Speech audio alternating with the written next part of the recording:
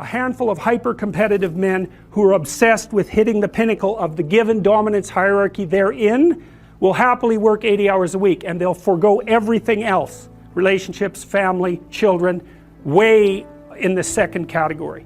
And so those men are often very difficult to live with too, because they're so obsessed with their career. It's hard to have a relationship with them. And maybe they don't have much of a relationship with their kids, but they're damn good at what they do, and part of that is they're smart and disciplined, and they'll work non-stop all the time. It's like an obsession, and that's the sort of people who run things. Those are the people who run things.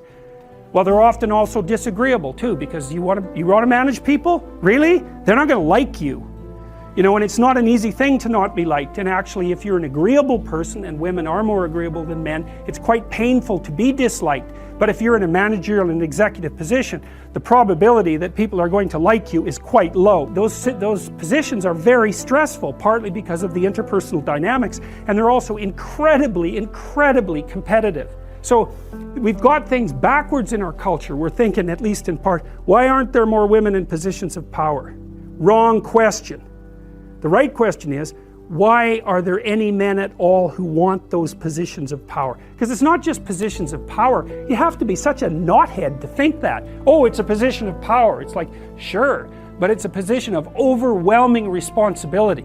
And if you make mistakes, you're done.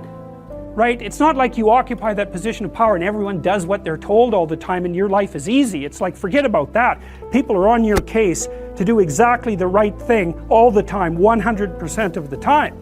And maybe you want that and maybe you don't. So I don't know what people think is these people are all sitting in their offices with their feet up on the desk, smoking cigars and oppressing the world. It's like, that isn't how it works. Those people, they work flat out all the time.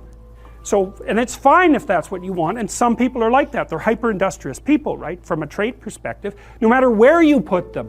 If you put them in a forest with an axe, they just wander around chopping down trees non-stop, right? Because it's built into them.